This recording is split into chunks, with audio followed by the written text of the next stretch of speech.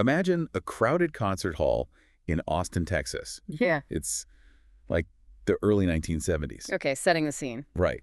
And you look to the left side of the room, and you got these conservative older guys, they're in cowboy hats, denim, boots. Straight off the ranch, basically. Exactly. But then you look over to the right side of the room, and it is just a sea of long-haired, anti-establishment, tie-dyed hippies. Oh, wow.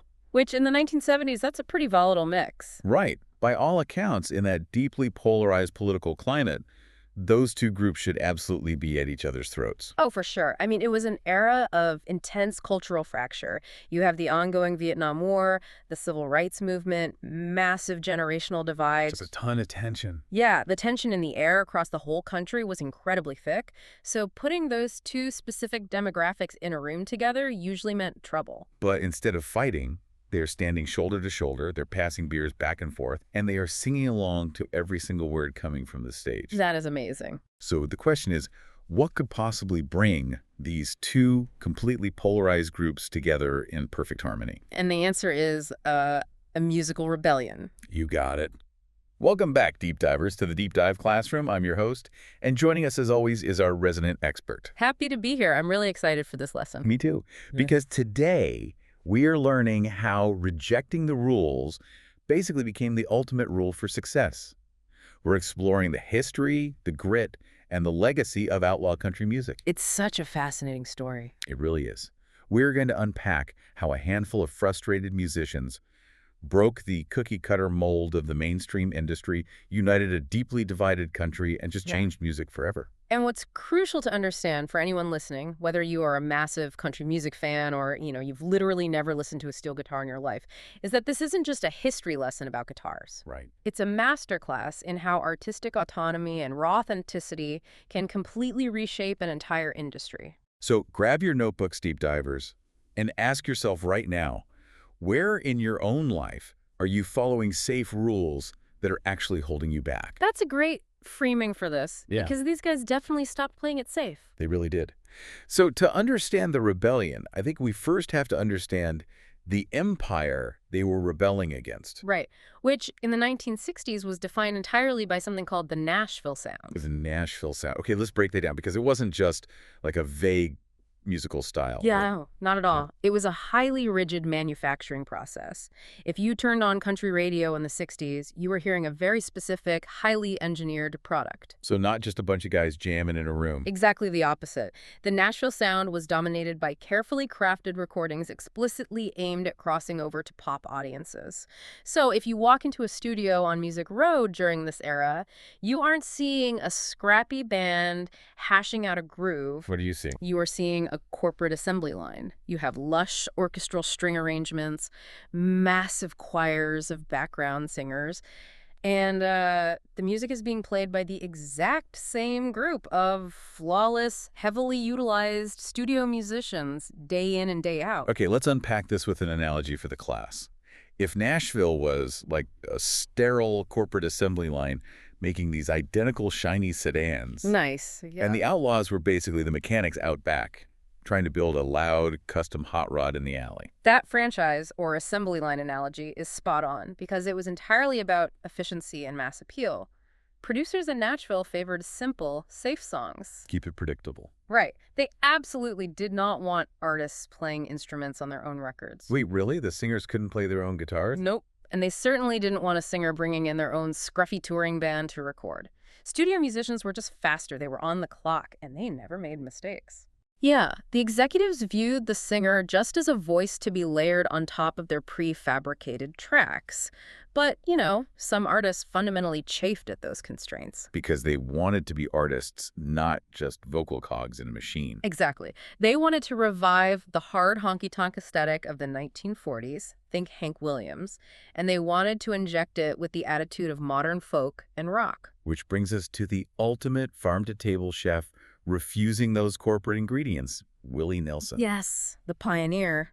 So, in the 1960s, Willie was actually in Nashville. He was clean-cut, wearing the suits, and he was making a great living, writing massive hits for other people. Like, he wrote Crazy for Patsy Cline. Which is an absolute classic. Huge song. Yeah. But his own singing career was going nowhere. The Nashville mold just fundamentally did not fit his voice or his style. It really didn't. So in 1971, he basically says, I'm out. He packs up, leaves the capital of country music, and retreats to Austin, Texas. A total geographical shift. Yeah. He grows his hair out, puts on denim, and completely changes his mechanical approach to the music. And this is when he starts playing this beat-up, gut-string, nylon acoustic guitar that he named Trigger. We really need to pause on Trigger for a second because that guitar is the perfect mechanical symbol for this entire movement. Oh, totally. Break that down for us. Well, a nylon string guitar is typically used for classical music. It has a very fast decay, meaning the sound doesn't ring out forever. It gives off this warm, raw, almost imperfect tone. So it's not bright and shiny. Exactly. Putting a classical nylon guitar at the center of a country record was completely jarring compared to the bright, perfectly equalized steel string acoustic sound that Nashville was trying to sell. And it wasn't just the instrument, right? It was also how he actually sang the songs. Yeah, his vocal delivery was totally different. You hear a lot about Willie Nelson having this behind-the-beat vocal delivery. Can you explain why that specific phrasing actually mattered? Like, why was that considered rebellious? So in Nashville, those studio session players were literal metronomes. Everything was perfectly on the grid. Every vocal phrase started exactly on the one count of the measure. Very rigid. Super rigid.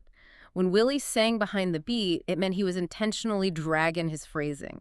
He'd let the band play the beat, and then he'd come in a fraction of a second late. Oh, I see. It creates this loose, conversational, almost jazz-like tension, and you simply cannot manufacture that on a corporate assembly line. It requires the band to actually listen to the singer and feel the song out in real time. Which means using his own band. Exactly. Willie aligned himself with Austin's hippie scene, embraced that looseness, and effectively freed himself from the constrictions of Music Row.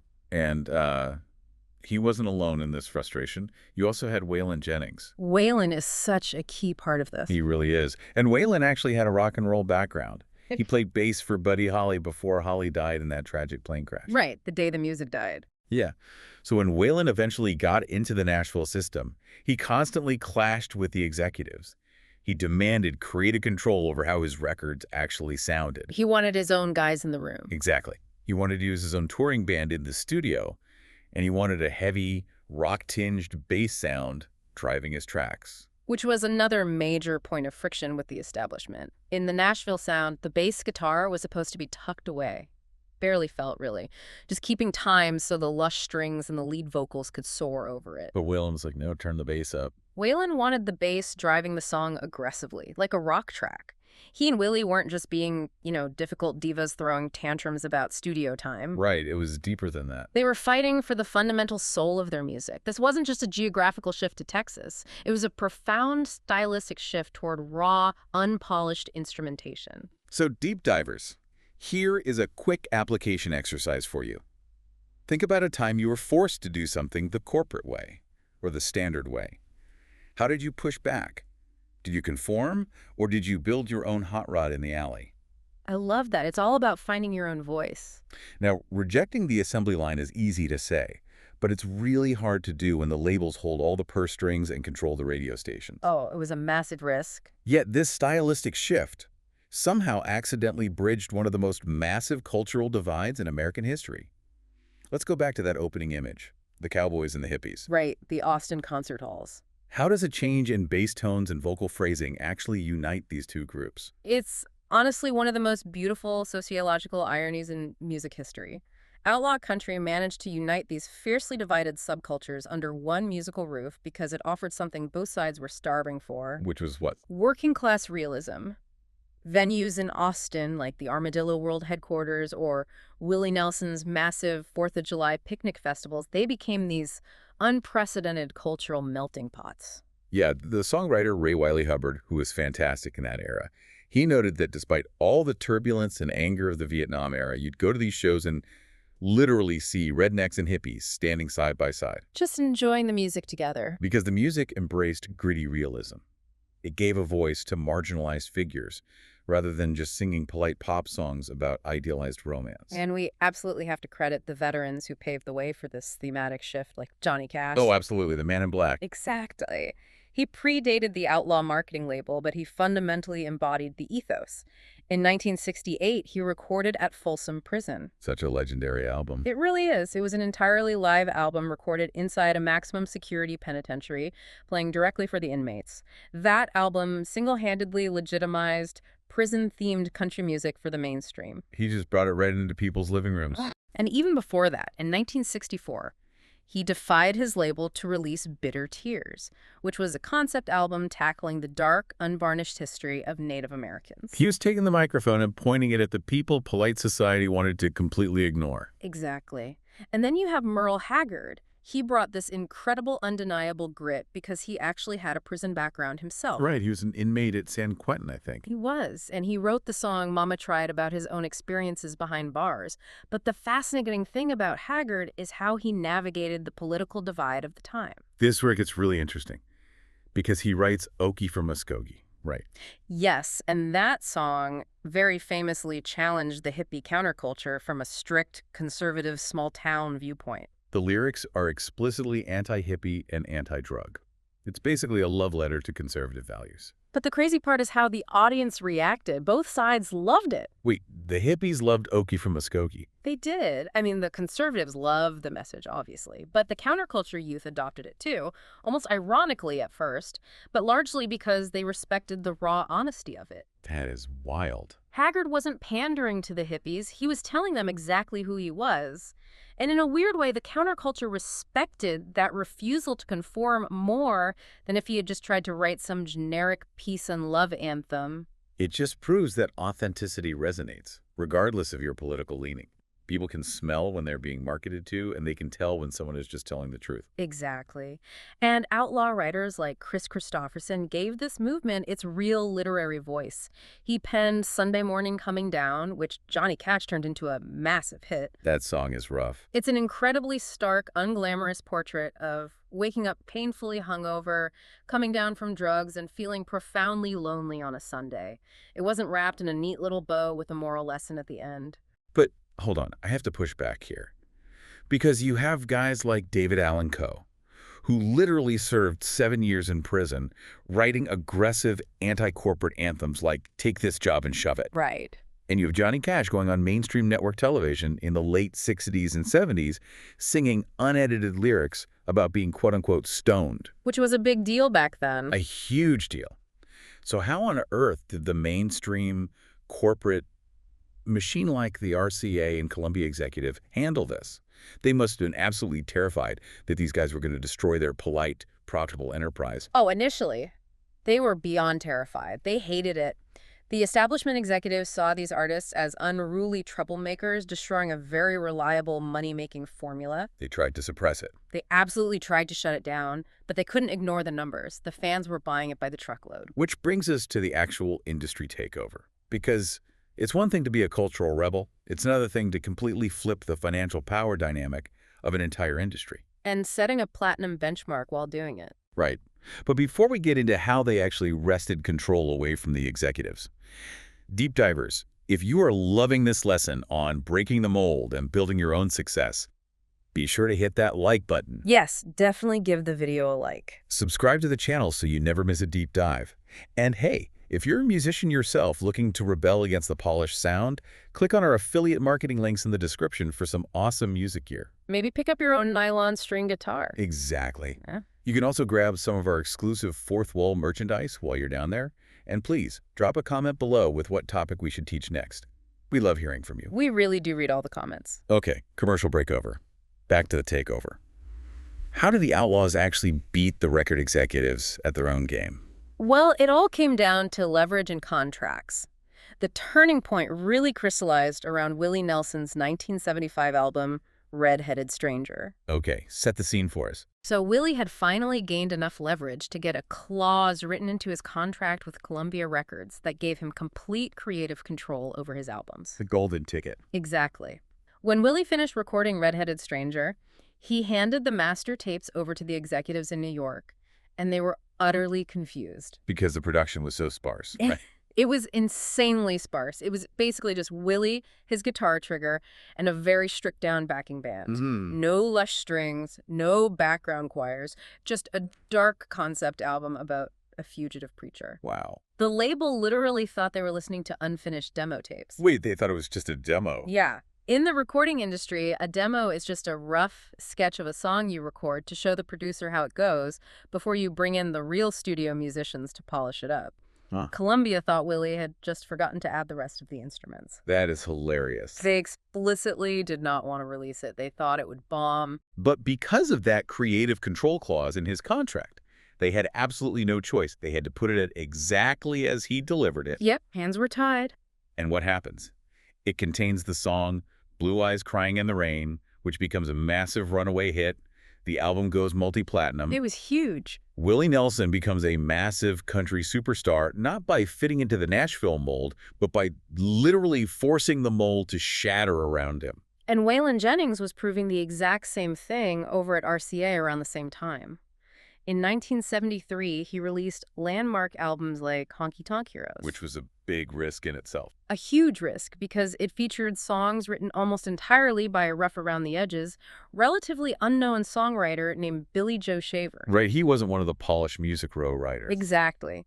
Waylon followed that up with Lonesome, Ornery, and Mean. He was taking that heavy, driving, rock bass sound straight to the top of the chart. The fans were just eating it up. By 1975, his track, Are You Sure Hank Done It This Way, was openly mocking the glitter and rhinestone suits of the Nashville establishment. And he was doing it on their own radio stations. The ultimate flex. Ah. Which brings up a great application for our listeners. The expert and I call this the take this job and shove it principle. I love this principle. So think about it. When has sticking to your guns and betting on your own authenticity paid off for you, even when the quote-unquote experts told you it was a mistake? Sometimes leaning into your weirdness is the most profitable thing you can do. It absolutely is. And the establishment's ultimate surrender to that weirdness comes in 1976. Ah, yes, the compilation album. Right. RCA Records realizes they have an absolute cultural phenomenon on their hands, but they can't control it. So what do? They package it. They release a compilation album called Wanted, The Outlaws. Featuring Waylon, Willie, Jesse Coulter, and Tompel Glazer. And we really have to highlight Jessie Coulter's role here. Yeah. She was married to Waylon Jennings at the time, but she was a powerhouse pioneer in her own right. She was one of the very first female outlaws. She was incredible. She brought a distinct, fierce female perspective to what was a heavily male-dominated movement, and she had a massive #1 hit with her song, I'm Not Lisa. She proved that this demand for raw authenticity wasn't just a boys' club. Exactly. And that compilation album, Wanted, The Outlaws, makes history.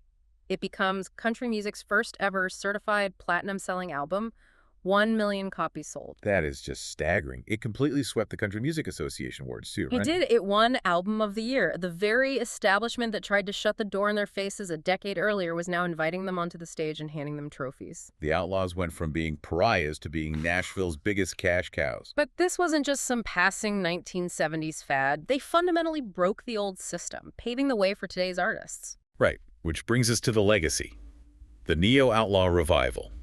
So what does this all mean for music today? Did the outlaw movement just fade away when the neon, synthesizer-heavy 1980s rolled around? Well, the corporate assembly line always tries to rebuild itself, but the outlaw movement didn't fade. The torch was permanently passed. Thought so. In 1985, the original pioneers Cash, Jennings, Nelson, and Christofferson formed the ultimate supergroup, the Highwaymen. Such a legendary group. It really cemented their legacy. Because of the doors they kicked down, we now have entire thriving subgenres dedicated to that exact spirit. Their rebellion birthed what we now call Americana and alt country. Oh, totally. If you look at the incredibly popular red dirt music scene coming out of Texas and Oklahoma right now, that is a direct, unbroken descendant of the Armadillo World headquarters. Exactly. Today, critics and fans point to a massive neo-outlaw revival. There are artists right now carrying that exact same torch, bypassing the glossy pop country machine entirely. We're talking about artists like Sergil Simpson, Chris Stapleton, Jamie Johnson, Cody Jinks. Yes.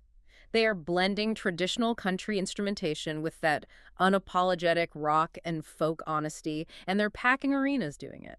And the women are absolutely still carrying that outlaw banner, too. Miranda Lambert has been doing it for years. Lainey Wilson is everywhere right now, and she brings this undeniable, recognized but attitude to her music. She definitely does. And it's not even contained strictly to country music anymore either. Right. You have pop crossover giants like Post Malone channeling this exact energy. Like Right. stripping down his massive pop sound, picking up an acoustic guitar, and just leaning into raw storytelling. The ethos remains exactly the same as it was in 1973. Play smaller or grittier venues, build a fierce grassroots fan base, and tell honest stories. It's like the outlaw movement is an open source code now. It's not just about wearing a black hat and denim. It's a permanent permission slip for artists to be totally authentic. I love that phrase, an open source code. It's so true. Okay, so we've covered a lot of ground today. Let's distill this down. What are the key takeaways for our deep divers?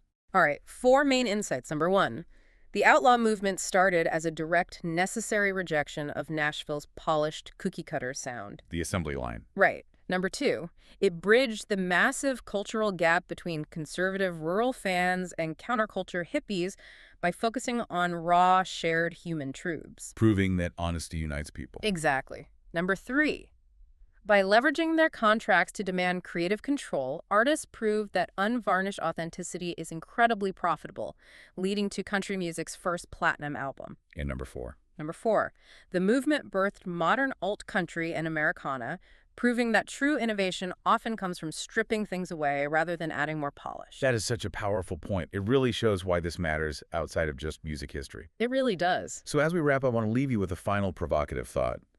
The outlaws of the 70s rebelled against lush string orchestras and overly manicured recordings. The sterile perfection. Exactly. But in our modern world, we are surrounded by AI-generated beats, auto-tune, and perfectly curated social media. So what polished norm is ripe for the next outlaw rebellion? Where can you be an outlaw in your own industry? It's a great question.